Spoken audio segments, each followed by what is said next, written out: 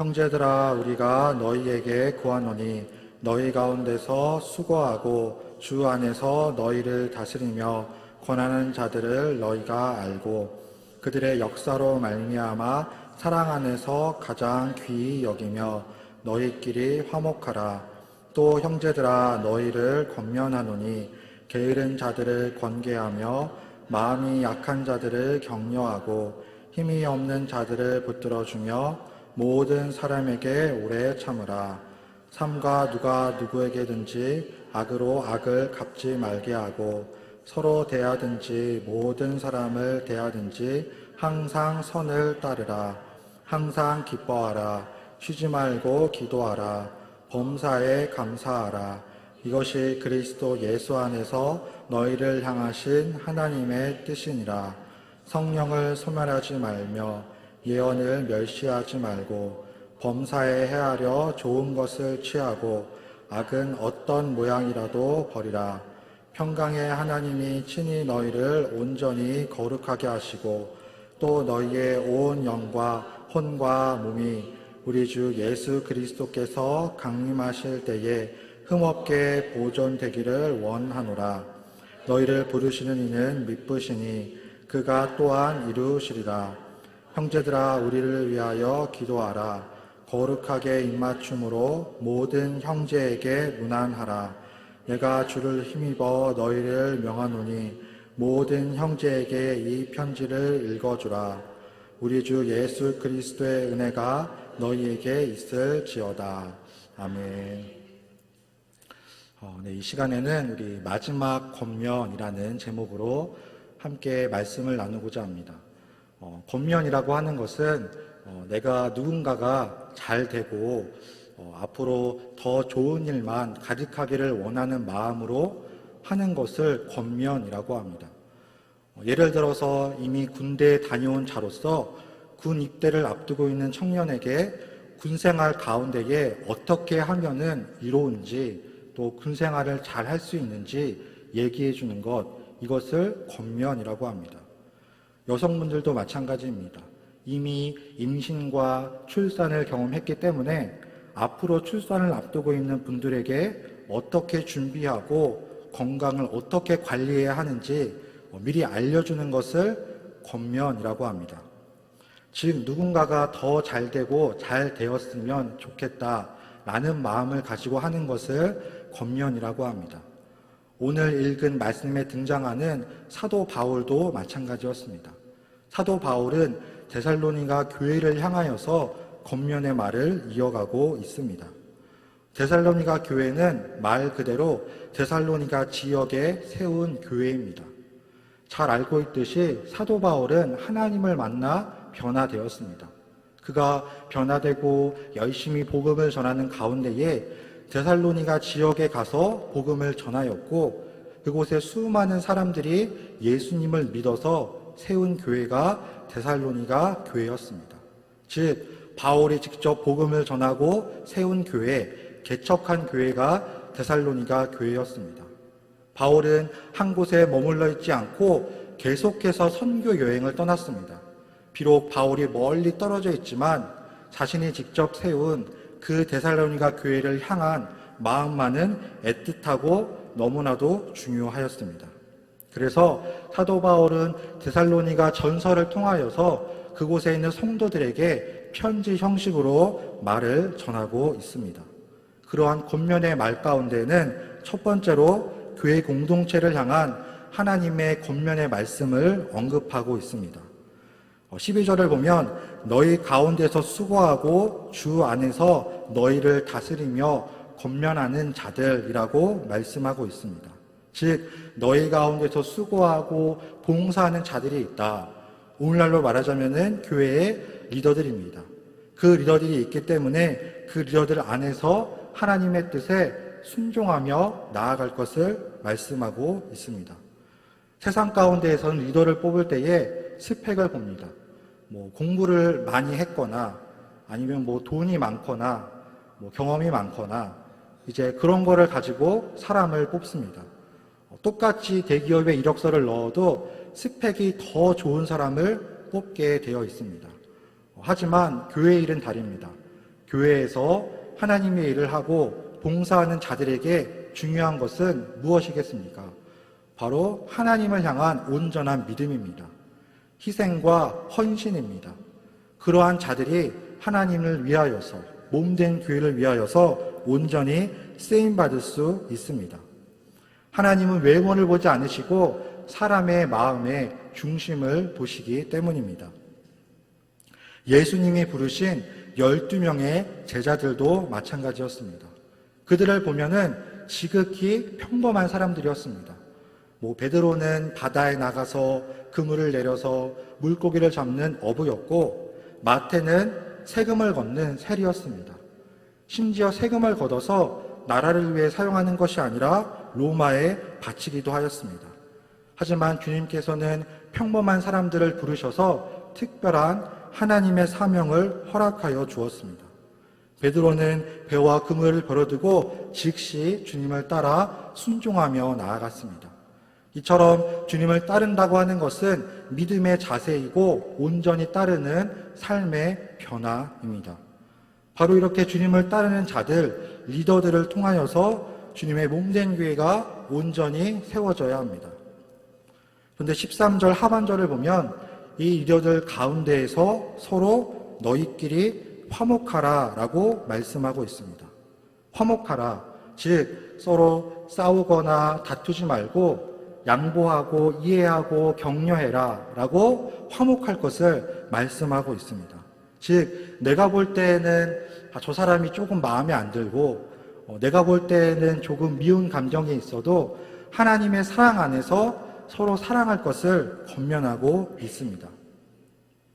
저도 어렸을 때부터 교회를 다니면서 이제 교회에 대해서 다양한 모습을 보았습니다. 물론 좋은 면도 보았습니다. 이렇게 서로 사랑하고 먹을 것도 나누어 먹고 격려하고 위로하는 좋은 모습도 보았습니다. 근데 나쁜 모습도 보았습니다. 이제 서로 의견이 안 맞아서 싸우기도 하고 다투기도 하고 교회를 떠나는 그러한 모습을 보기도 하였습니다. 심지어 제가 전에 있었던 어떤 교회는 믿음과는 전혀 상관없는 문제를 가지고 서로 의견이 안 맞아서 다투고 싸우고 교회를 떠나는 모습을 보게 되었습니다.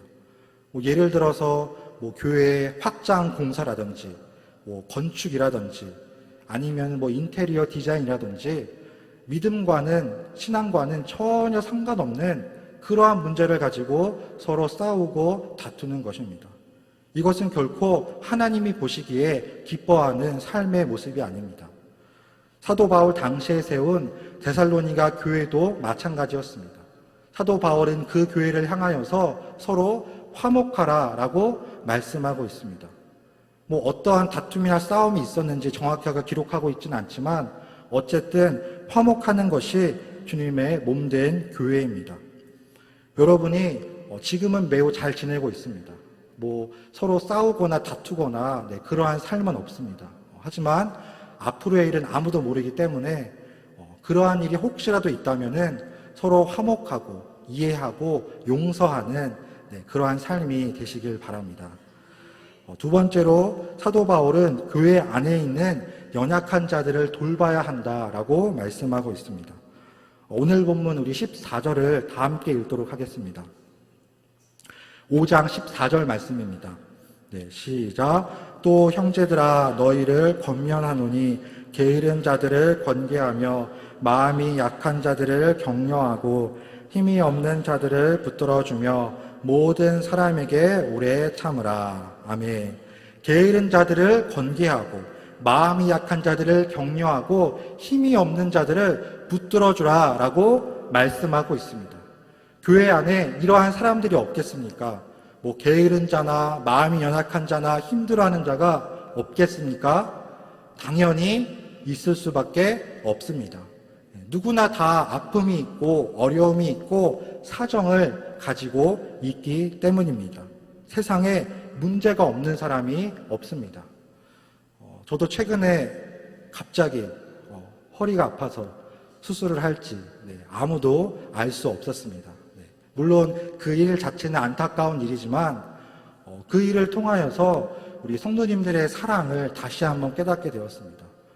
병원에 있는데 전화가 와서 괜찮냐고 막 여쭈는 분도 계시고, 교회 오니까 막 괜찮냐고 막 안부를 묻기도 하고, 여러 가지 힘과 위로를 받게 되었습니다.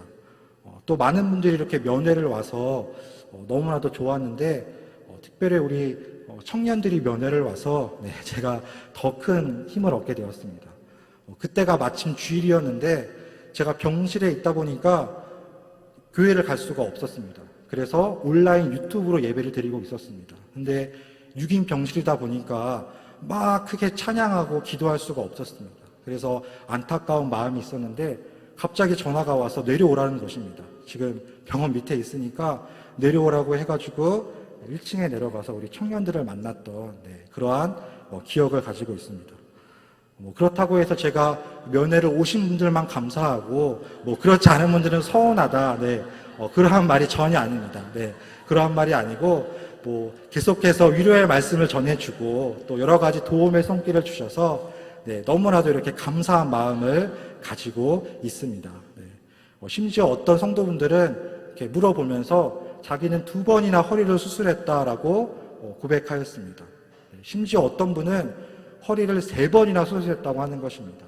그래서 도대체 무슨 사정이 있었기에 똑같은 허리를 3번이나 수술할 수 있었을까라는 그러한 의구심을 제가 스스로 가지게 되었습니다. 하지만 이제 계속해서 성도님들이 위로해 주시고 또 함께 해 주시니까 큰 힘을 얻는 그러한 경험을 하게 되었습니다. 교회 안에서는 다양한 분들이 계십니다. 육체적인 아픔뿐만 아니라 어떤 가정사라든지 개인의 어떤 문제라든지 아픔이라든지 그런 고민들, 염려들, 그러한 모든 것들을 다 가지고 교회에 옵니다. 그때에 위로해주고 힘이 되어줘야 합니다. 근데 너 참 잘됐다, 내가 그럴 줄 알았다, 그런 소리를 하면은 더 낙심이 되지 않겠습니까? 하지만 사도 바울이 권면하는 것처럼 서로 화목하고 위로하고 힘이 되어줘야 합니다. 세상에서 힘들고 가정에서 지치고 직장에서 어려움을 당하고 믿음으로 살려고 하니까 여러 가지 고난이 있을 때마다 교회에 와서 위로를 받고 힘을 얻고 새 능력을 얻는 그러한 삶이 되시길 바랍니다. 혹시라도 내가 그 문제를 해결해 줄 수는 없어도 함께 기도할 수 있습니다. 그래서 목회자분들이나 우리 리더분들에게 말해서 함께 중보하며 기도하는 삶이 되시길 바랍니다. 3번째로 사도 바울은 이 불확실한 세상 가운데에서 하나님의 말씀을 붙잡으라라고 권면하고 있습니다. 오늘 본문 16절과 17절, 18절에 이렇게 말씀합니다. 항상 기뻐하라, 휴지 말고 기도하라, 범사에 감사하라. 이것이 그리스도 예수 안에서 너희를 향하신 하나님의 뜻이니라. 아멘. 하나님의 뜻은 항상 기뻐하고 휴지 말고 기도하고 범사에 감사하는 삶입니다. 이 말씀을 자세히 보면은 항상 기뻐해야 합니다. 그리고 쉬지 말고 기도해야 합니다. 범사에 모든 일에 감사해야 합니다. 근데 여러분 생각해 보면은 이것이 쉽습니까? 결코 쉽지 않습니다. 삶의 다양한 문제와 어려움들이 예고하지 않고 갑작스럽게 찾아옵니다. 사고를 당할 수도 있고 잘 나가던 사업이 망할 수도 있습니다. 예전에 코로나가 한참 심할 때에는 사업을 잘 하시던 분이 그 코로나로 말미암아 못 모이니까 사업이 망한 그러한 분들이 한두 명이 아니었습니다. 이럴 때는 누구나 쉽게 포기하고 낙심할 수밖에 없습니다. 그러나 하나님을 믿는 자는 이러한 상황 가운데서도 항상 기뻐해야 합니다. 기뻐할 수 없는 상황이지만 그 하나님의 은혜를 바라보고 나를 향한 변함없는 그 사랑을 힘입어 기뻐하며 나아가는 삶이 되시길 바랍니다. 나를 둘러싸고 있는 환경은 결코 감사할 수 없는 환경입니다. 낙심과 절망이 밀려옵니다. 그러나 다시 한번 기도의 끈을 놓지 않고 깨어 기도함으로 말미암아 범사에 감사하는 삶이 되시길 바랍니다. 예수님의 사역도 마찬가지였습니다. 주님께서도 바쁘고 분주한 사역 가운데서도 늘 깨어 기도하였습니다. 수많은 사람들이 주님께 몰려왔습니다. 하지만 새벽을 깨어 한적한 곳에 가서 기도하였습니다. 그렇게 기도하였기 때문에 바리새인들과 서기관들이 예수님을 공격하고 핍박하여도 흔들리지 않고 자신의 사명을 감당할 수 있었습니다. 여러분의 삶도 바쁘고 분주합니다. 그러나 늘 깨어 기도하고 항상 감사하는 믿음의 삶이 되시길 바랍니다. 범사에 감사하는 삶 또한 마찬가지입니다.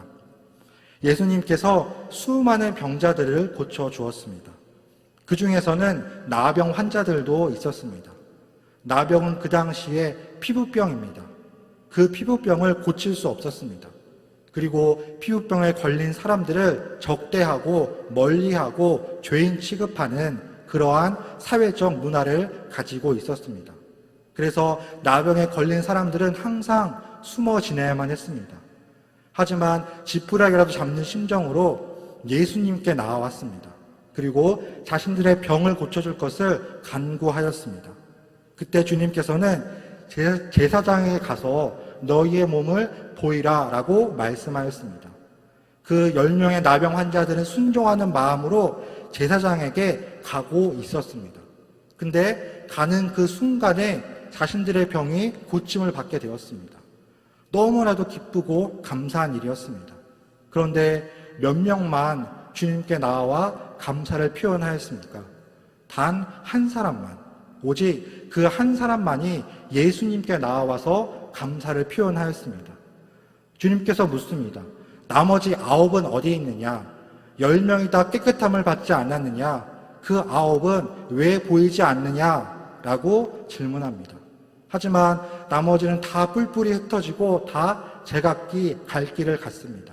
오직 한 명, 그 사마리아 사람만 예수님께 나와 감사를 올려드렸습니다.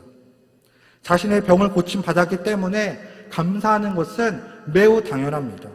생명의 은인이었습니다. 죽을 수밖에 없는 자가 예수님을 만나 구원받고 병을 고침받았기 때문입니다. 나의 삶이 잘되고 풍족한 것이 내가 잘나서 잘되는 것이다 라고 착각해서는 안 됩니다. 감사한 일이 있을 때에, 잘될 때에 그때 하나님 앞에 감사를 올려드려야 합니다. 때로는 슬프고 안 좋은 일이 있을 때에도 하나님 앞에 감사하는 것이 범사에 감사하는 삶인 줄 믿으시기 바랍니다. 제가 사무실에 있으면서 이제 교회 봉투를 출력을 합니다. 근데 어느 날 보면은 한 이 정도 있던 감사헌금 봉투가 갑자기 이렇게 확 줄어들 때가 있습니다. 그래서 우리 성도님들이 정말로 감사헌금을 많이 하는구나. 그래서 그때는 얼른 출력을 합니다. 또 떨어지면 안 되니까 제가 얼른 빠르게 클릭을 해서 출력을 합니다. 그래서 우리 성도님들이 정말로 감사헌금을 많이 하고 뭐 생일 감사, 뭐 취업 감사, 뭐 퇴원 감사, 다양한 감사 헌금들을 다 올려드리고 있습니다. 이렇게 헌금을 드리는 것도 하나님 앞에 감사한 생활입니다. 물질을 사랑하기보다, 하나님보다 재물을 사랑하기보다 하나님을 더 사랑하기 때문에 나의 것을 아까워하지 않고 하나님께 드릴 수 있습니다. 그래서 감사한 일이 있을 때에 헌금으로 감사를 올려드리고 범사에 감사하는 삶이 되시길 바랍니다. 네 번째로 하나님의 뜻이 무엇인지 온전히 분별해야 합니다. 오늘 본문 21절 말씀을 보면은 범사에 헤아려 좋은 것을 취하고 22절에 악은 어떠한 모양이라도 버려라 라고 말씀합니다. 범사에 헤아려 좋은 것을 취하라. 하나님의 백성으로서 이 세상 가운데에 어떻게 살아야 할지 분별하라 라는 말씀입니다. 제가 지난주에 우리 청년들과 소그룹 모임을 갖고 마라탕을 먹으러 갔습니다. 저는 태어나서 처음으로 마라탕을 먹어봤습니다. 제가 예전에 베트남 갔을 때 쌀국수를 먹고 이제 고생한 기억이 있어서 조금이라도 향이 안 좋으면은 일부러 안 먹고 있었습니다. 그래서 안 먹고 있었는데 우리 청년들이 한번 갑시다. 그 단기가 있으니까 아무렇지도 않습니다. 좋습니다. 라고 권면을 해서 그래 한번 가자라고 해서 이제 마라탕을 먹었습니다. 먹었더니 아주 맛있게 잘 먹었습니다. 전혀 거부감이 없었고 그리고 이렇게 재료를 직접 선택할 수 있으니까 더 좋았습니다. 이처럼 어떤 음식을 먹을 때에도 직접 선택할 수 있는 것처럼 신앙생활도 내가 선택하고 분별해야 합니다. 이것이 하나님이 기뻐하시는 일이구나. 이것이 하나님이 미워하시고 슬퍼하시는 일이구나. 온전히 분별할 수 있어야 합니다. 왜냐하면 항상 교회에만 있는 것이 아닙니다. 한 주간의 삶을 돌아보면 교회 안에 있는 시간보다도 교회 밖에 있는 시간이 더 많습니다. 세상이 얼마나 빠르게 돌아가고 얼마나 빠르게 발전하고 있습니까? 요새는 AI 시대라고 합니다. 컴퓨터가 발달하고 인공지능이 발달해서 입력만 하면은 모든 지식과 정보를 얻을 수 있습니다. 심지어 대학생들은 자신이 공부해서 숙제를 하는 것이 아니라 AI를 통하여서 대신 숙제를 하고 대신 과제를 제출한다고 합니다. 근데 그렇게 되면 어떻게 되겠습니까? 사람이 게을러지고 나태해질 수밖에 없습니다. 아무리 AI가 뛰어나도 AI가 신앙생활을 대신 해줄 수는 없습니다. 신앙생활은 하나님과 나와의 1대1의 관계입니다. 내가 하나님을 믿고 내가 깨어 기도하고 하나님께 나아가야 합니다. 그럴 때만 이 세상 가운데에서 분별력을 가지고 믿음으로 살아갈 수 있습니다. 술 취함과 방탕함을 멀리해야 합니다.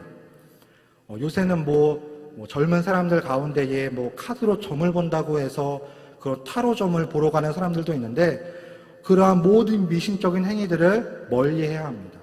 무엇이 하나님이 기뻐하시는 삶인지 온전히 분별하기 위하여서 깨어 기도하는 삶이 되시길 바랍니다. 말씀을 묵상하고 깨어 기도하는 가운데에 분별해야 합니다. 이처럼 사도 바울은 데살로니가 교회를 향하여서 다양한 권면의 말을 이어가고 있습니다. 그 가운데서도 바울은 거룩함을 강조하고 있습니다. 우리 본문 23절을 다 함께 읽도록 하겠습니다. 오늘 본문 23절 말씀입니다.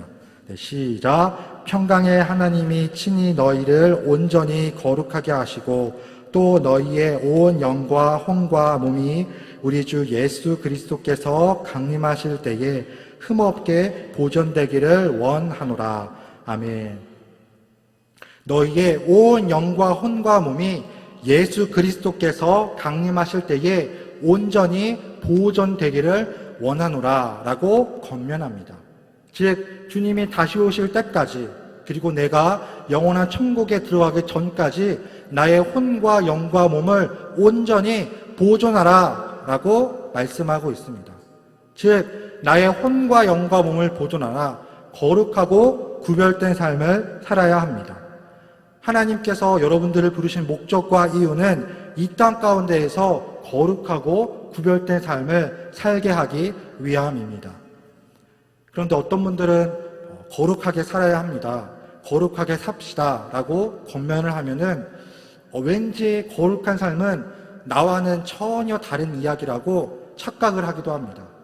그러니까 목회자만 거룩한 삶을 살아야 되고 교회를 몇십 년 다닌 분들만 거룩해야 된다라고 오해를 하기도 합니다. 하지만 거룩한 삶은 누구나 다 거룩하게 살아야 합니다. 일반 성도들도 누구도 다 거룩함을 입고 하나님 앞에 구별된 삶을 살아야 합니다. 거룩하다고 해서 무슨 특별한 옷을 입거나 정해진 음식을 먹어야 하는 것이 아닙니다. 즉 성령 하나님과 동행하는 삶을 살아야 합니다. 성령 하나님이 나와 동행하시고 죄악된 나의 본성이 있지만 그 주님 앞에 나의 모든 죄를 회개하고 성결한 삶으로 나아가야 합니다.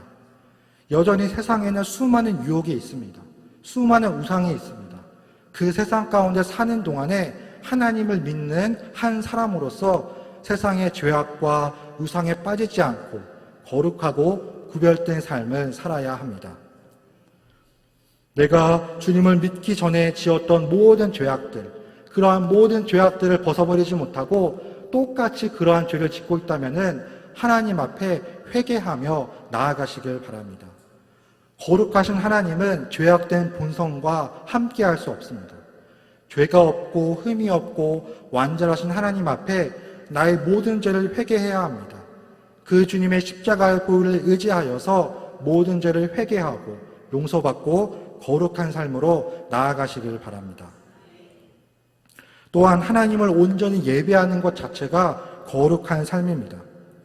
하나님을 예배하고 하나님께 찬양과 경배를 올려드리는 것, 이것이 바로 이 땅 가운데의 거룩한 삶을 살아가는 삶입니다.